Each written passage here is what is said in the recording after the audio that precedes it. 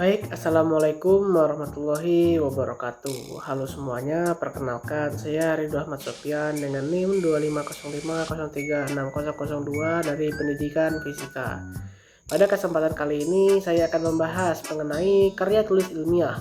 Karya tulis ilmiah adalah sebuah tulisan yang disusun berdasarkan hasil pemikiran, penelitian, ataupun kajian pustaka dengan sistematika tertentu dan berlandaskan pada kaidah keilmuan. Karya tulis ilmiah ini punya peran penting bukan hanya sebagai syarat akademik tapi juga sebagai sarana komunikasi ilmiah, wadah penyebaran pengetahuan, serta bentuk pertanggungjawaban akademik terhadap suatu penelitian. Dalam dunia pendidikan, terutama di perguruan tinggi, karya tulis ilmiah sering dijadikan tolak ukur kemampuan mahasiswa melalui karya tulis ilmiah. Mahasiswa dilatih untuk berpikir kritis, logis, sistematis, dan juga objektif ketika membahas suatu masalah. Selain itu, karya ilmiah juga melatih kita untuk bersikap jujur dalam menyajikan data, serta terbuka dalam kritik yang membangun. Maka dari itu bisa dikatakan bahwa karya tulis ilmiah tidak hanya sekedar kewajiban akademik, melainkan juga bekal penting untuk membentuk pola pikir yang lebih matang. Selanjutnya, mari kita bahas beberapa poin penting yang terkait karya tulis ilmiah. Pertama adalah ciri-cirinya. Sebuah karya tulis ilmiah menggunakan bahasa yang formal dan akademis, dengan struktur penulisan yang sistematis dan juga logis. Semua argumen yang ada di dalamnya harus didukung oleh data dan fakta yang bisa dipertanggungjawabkan.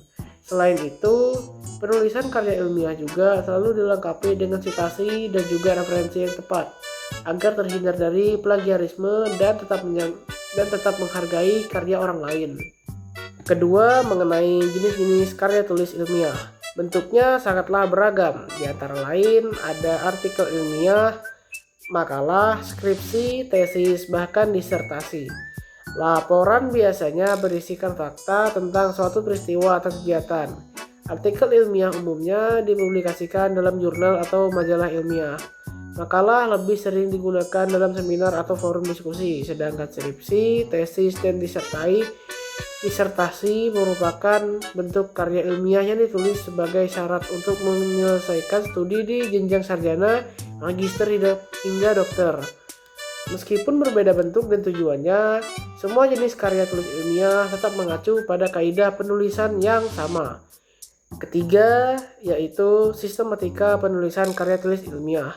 Secara umum, karya ilmiah tersusun atas beberapa bagian penting, yaitu judul, abstrak, pendahuluan, kerangka teori, metode penelitian, pembahasan, kesimpulan, serta daftar pustaka. Urutan ini dibuat agar tulisan mudah dipahami, runtut, dan sesuai standar yang berlaku. Setiap bagian punya fungsi yang spesifik, misalnya pendahuluan untuk menjelaskan latar belakang masalah, metode untuk menjabarkan langkah penelitian, pembahasan untuk menganalisis hasil, dan kesimpulan untuk merangkum temuan utama.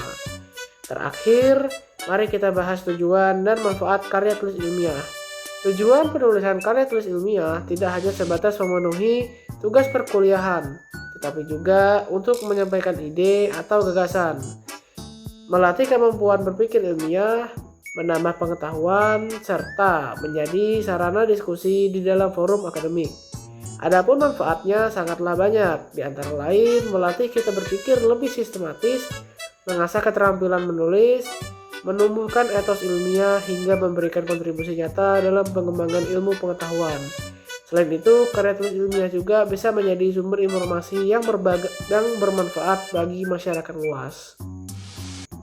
Sebagai penutup, dapat saya simpulkan bahwa karya tulis ilmiah adalah sarana penting di dalam dunia pendidikan maupun penelitian. Melalui karya ilmiah, kita tidak hanya belajar menulis secara baik dan benar, tetapi juga belajar menyusun gagasan secara logis, sistematis, dan dapat dipertanggungjawabkan. Dengan begitu, karya tulis ilmiah bukan hanya sebuah tugas, melainkan bekal berharga untuk mengembangkan diri dan memberikan manfaat bagi lingkungan sekitar. Sekian yang bisa saya sampaikan. Terima kasih yang sudah mau menonton dan atas perhatiannya. Wassalamualaikum warahmatullahi wabarakatuh.